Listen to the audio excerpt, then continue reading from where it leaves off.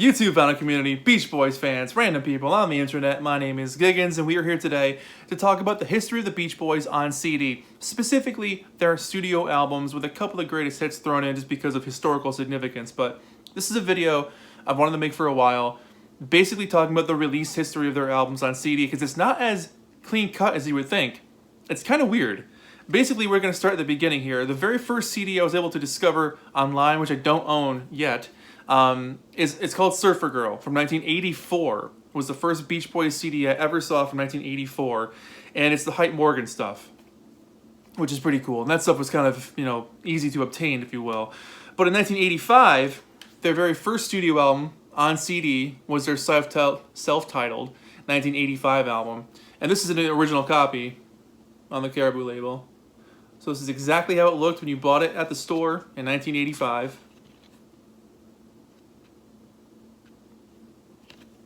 Really cool. Up next, they started to go into their back catalog a little bit with the release of Endless Summer, which was really, really cool. This one in particular added on Good Vibrations at that time. But same kind of look. I do like how the booklet recreated the cover all the way on the inside. It's actually kind of rare for the 80s. They weren't putting a whole lot of effort into packaging in that time yet for CDs. Up next was 1986's Made in America, or Made in USA rather. Same kind of deal. What made this one special for being on CD was you had a lot of different songs on here that weren't on Endless Summer, including some new ones. You had Rock and Roll to the Rescue, Get You Back was fairly new, California Dreamin', Come Go With Me, Rock and Roll Music, Do It Again. So there was a bunch of new ones on here, so this was worth picking up at the time. After that, bizarrely enough, California Girls, the Summer Days and Summer Nights abridged version, this got a release in 1987. Also in 86 was Spirit of America, forgot to mention that. But yeah, this is the abridged version, it's 10 tracks. Kind of a random release, gotta admit. But again, none of these songs have been on CD at this point, so it was worth it. Also in 1988, Best of the Beach Boys Volume 1 got released, which is interesting. The original version of the Beach Boys Christmas album got issued on CD, and that one is specifically different because the cover mentions the song titles on it, whereas the reissue a couple years later does not have the song titles on the cover. Also of note, in 1988, was a Beach Boys 4-CD gift set, which I don't have. I'd like to get it at some point because I'm a collector, but it had Endless Summer, Spirit of America, Made in the USA, and California Girls. Basically the 4 albums that were in existence on CD got put together as a gift set. So you were buying a lot of the same song over and over again. Whatever. 1989 saw the release of Still Cruisin'. There you go. Weirdly enough, it also saw the release of LA, the Light album. I don't know if it was to celebrate its 10th anniversary or something, but that was one of the first 70s albums to ever get released on CD. In 1990, we finally got Pet Sounds on CD. Let me grab that one for you. Cool. This copy in particular is from 1999. I got this when it came out in 1999. Oh, God. But, yeah. 1990 saw the release of the standalone release for Pet Sounds, which is pretty rad. But that's also when the twofer CDs came out. The twofers were incredible because for the very first time, you were getting the actual studio albums released on CD. It was highly anticipated, because the Beatles had just done it only a couple years before. So here were the Beach Boys finally putting out their albums for the first time. And to promote it, this 14-track sampler helped with that. Check this out. 14 tracks from across their 60s discography. When the twofers came out in 1990, they only covered the albums from the 60s. Yeah. Kind of bizarre. I think this is the way copyrights worked or something, but anyways, this thing's pretty rad. Let me show the inside. Here's the inner sleeve of that 14-track CD sampler with notes from our friend David Leaf, and here's pictures of the long boxes, so you can see exactly what they would have looked like in the store. So cool. And then as an example of the actual twofer CDs, I currently don't have any of the original 1990 twofer CDs anymore. I've been giving them away, but I do have the ones I bought when they came out around 2000. And the backs were a little bit different on the 1990 versions, and CDs basically look the same, but there you go. They started packaging their albums with 2 whole records with bonus tracks on each CD. 1991 was a really busy time for Beach Boys CDs. So you got the second release of the Beach Boys Christmas album, where the song titles were removed from the front of the album cover, and just have them on the back there. So this is the 1991 issue of the album. Also in 1991, their 70s releases on the Caribou label started to get released. So here we have Sunflower. This is on the Caribou Ranch label. Nothing in the booklet. There's no pictures. It just mentions the credits for how the album was recorded, which are on the back of the actual LP. Here's the back cover. Everyone's got this back cover like that.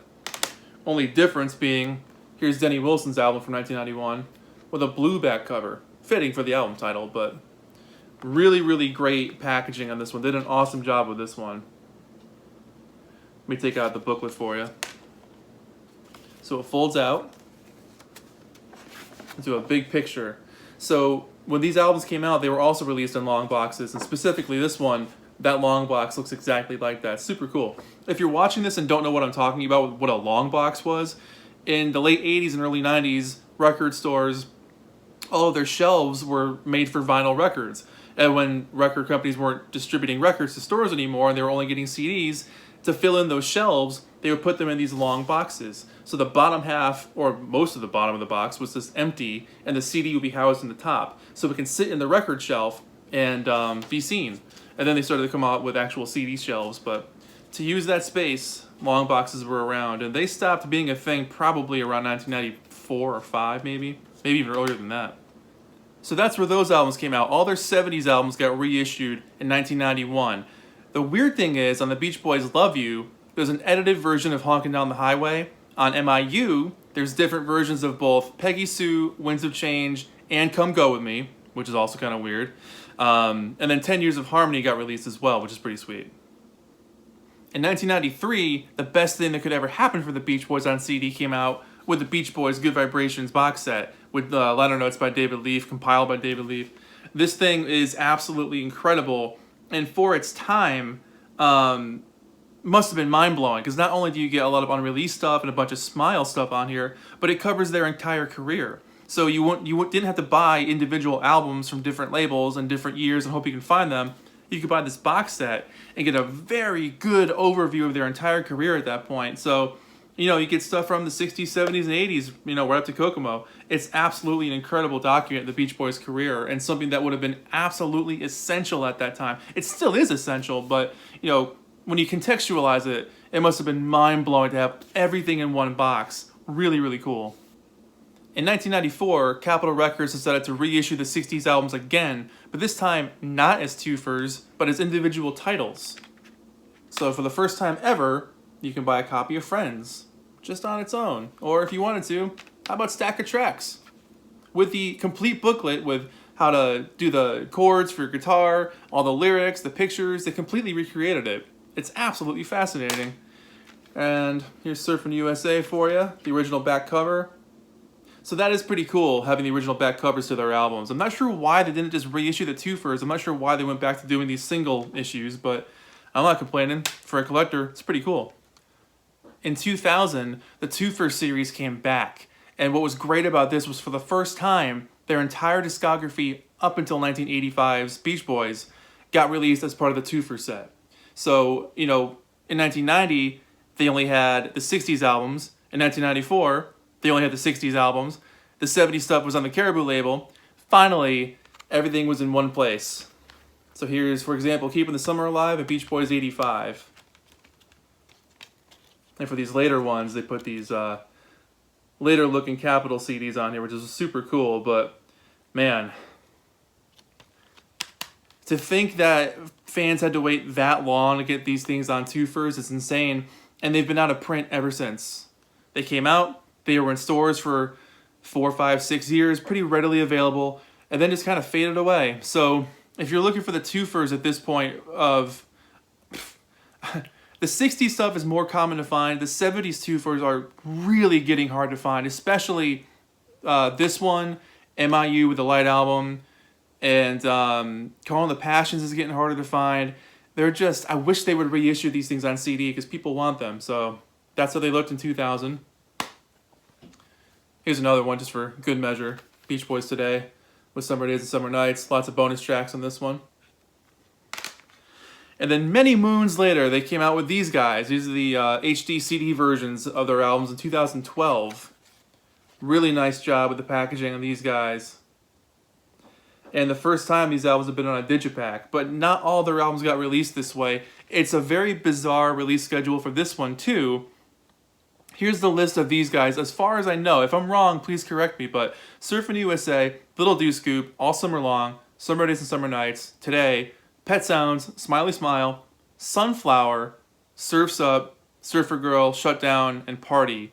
So they did most of the 60s, and then 2 from the early 70s. I'm not sure why they chose these 2 specifically, but if I'm wrong about that, as far as physical releases go, please tell me.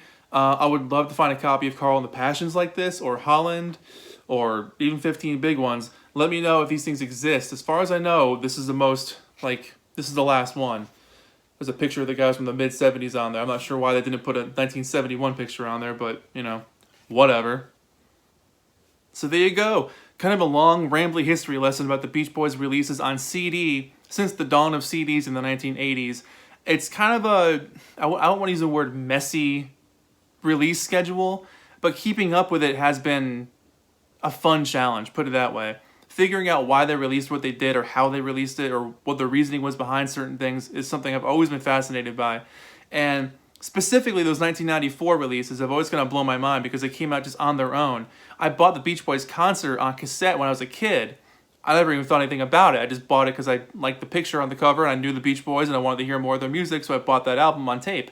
And years later, I remember being like, wait, that wasn't part of the twofer series. So there was a different release in the 1990s. It was one of those things that went down the rabbit hole of like, what's that? What's that? What's that?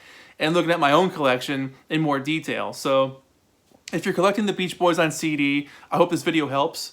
And they are pretty readily available on eBay and used sites. But if you're looking for new copies, good luck. I mean, most of this stuff you're not going to find anymore new. You might strike out. You might get lucky with finding these things. But anyways.